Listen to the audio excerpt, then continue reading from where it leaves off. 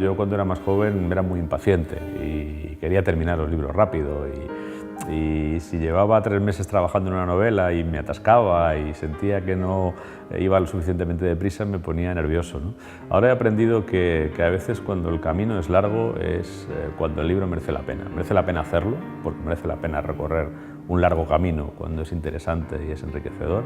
y merece la pena haberlo recorrido. Merece la pena, pues no sé, cuando sacas un libro poder decir, no que soy un figura y que lo he hecho en 6 meses, sino decir, pues mire, esto era difícil, no he sabido hacerlo más rápido y he estado 8 años tratando de hacerlo. Creo que merece la pena hacer ese tipo de esfuerzos, que no es perder el tiempo. Cuando tenía 2 oficios, el de escritor y el de abogado de empresa, Lorenzo Silva nunca creyó que conseguiría vivir de la literatura.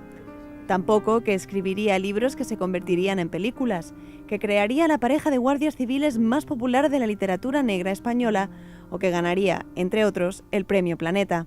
Hoy en día, confirmado como uno de los escritores más importantes de nuestro país, compagina esta faceta con la de editor, gracias a la cual ha participado en un curso de verano de la Universidad de Málaga para analizar la situación de la industria editorial española. Hoy en Tesis charlamos con los 2 Lorenzo Silva, el escritor y el editor, ambos con un objetivo común, que la creación literaria recupere el arte de la conversación.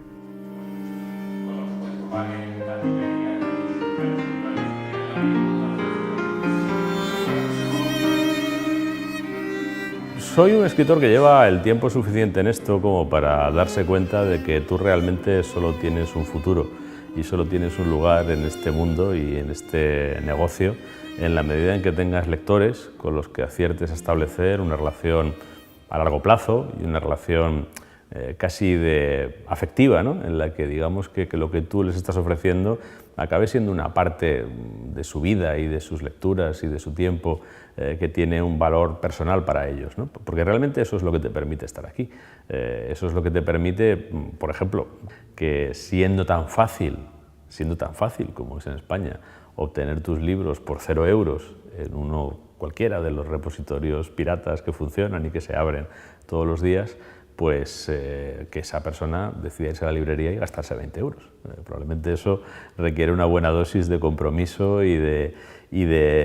fidelización y de vinculación, insisto, afectiva con el autor y con la obra, ¿no? Y yo intento además que la propia creación literaria tenga ese carácter de algo que hemos perdido mucho, creo, últimamente, sobre todo con la necesidad que todos tenemos de emitir y de ser vistos y de posicionarnos, ¿no?, por encima de otros en nuestra visibilidad, que es el arte de la conversación. Yo creo que un buen libro es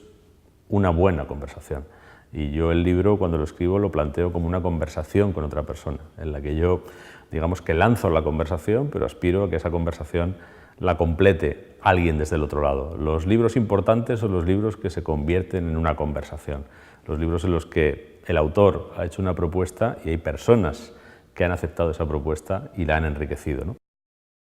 Yo empecé a tener relación con el mundo editorial hace 22 años, que fue cuando publiqué mi primer libro, y en estas 2 décadas, en las que he publicado muchos más de 60 ya a estas alturas, y he tratado con muchos editores y con muchas editoriales, la verdad es que he visto una transformación bastante significativa. Creo que en esencia el oficio de editor y la actividad de publicar libros sigue siendo lo mismo, sigue siendo tratar de buscar el talento y tratar de hacerlo llegar a los lectores, ¿no? y de difundirlo y de que los lectores tengan noticia del talento, que a veces eso es lo más difícil de la labor del editor, ¿no?, en medio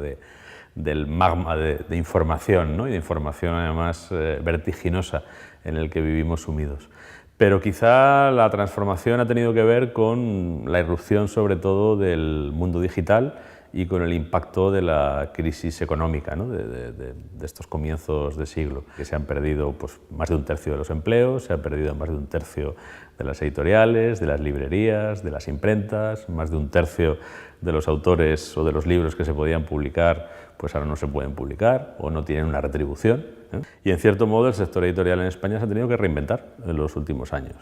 con técnicas que, bueno, pues unas nos parecerán mejores, otras a lo mejor peores, bueno, eso depende, cada uno lo verá, ¿no? A veces La recuperación se ha producido apostando por determinado tipo de producto editorial, de consumo a lo mejor fácil, rápido y masivo, y otras veces pues, se ha apostado por encontrar caminos más imaginativos, ¿no? para poder editar y para poder llevar a los lectores libros de más ambición o de más riesgo o con un contenido no tan inmediato. Al final, bueno, pues esto es dinámico y cada editor ha respondido como ha podido. Cuando yo empecé a publicar novela negra en España, a mediados de los 90, era un género postergado, era un género que no tenía el aprecio de los editores, era un género que tenía un favor muy limitado entre los lectores, eran pocas las obras de género negro que tenían una gran difusión, incluso las que más difusión tenían parecían tener un techo, ¿no? Y digamos que en estos años en los que yo vengo publicando novela negra hemos asistido a una transformación de esta situación en la que la novela negra ha pasado de ser un espacio marginal dentro del escenario editorial a ser casi un espacio central, y también pues, se ha incrementado muchísimo el aprecio tanto de los lectores como sobre todo de los editores, que muchas veces, digamos que hace 20 años casi repelían las novelas negras que les llegaban y ahora en cambio están en búsqueda activa de novelas negras o de autores nuevos del género, ¿no? ¿En qué medida puede contribuir eso a una sola persona y el trabajo de una sola persona? Pues hombre, a mí se me antoja que una medida pequeña, ¿no? Yo lo que he intentado es escribir aquello en lo que creía, y yo creía que la novela negra era un discurso narrativo, un molde genérico que tenía un potencial para abordar y para relatar la realidad española contemporánea, ¿no? Si te fijas, el hecho de que un personaje de ficción tenga más,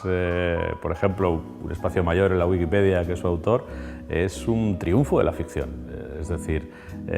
a mí me parece bueno que un personaje que he creado tenga una entidad mayor que la que yo mismo tengo como personaje, ¿no? Yo no estoy aquí para convertirme en un personaje, no es algo que me interese de forma prioritaria, ¿no? Pero sí me interesa cuando creo una ficción que quien protagoniza esa ficción alcance esa entidad frente al lector, ¿no? Y me parece que probablemente es una de las mayores recompensas a las que puedes aspirar como creador de ficciones, que tus ficciones desplacen la atención que tú mismo puedas despertar y la sustituyan, ¿no? Yo escribo literatura desde los 13 años y yo desde los 15 o 16 años estoy convencido de que lo que quiero es ser novelista, que es una cosa bastante ya,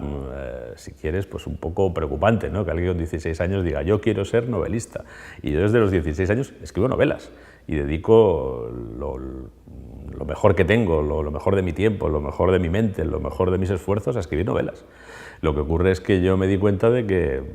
de escribir novelas iba a ser muy difícil vivir, y entonces decidí buscarme otro oficio para, sin dejar de escribir novelas y sin dejar de considerar la escritura de novelas mi actividad principal, pues intentar ganarme la vida mientras la literatura no me diera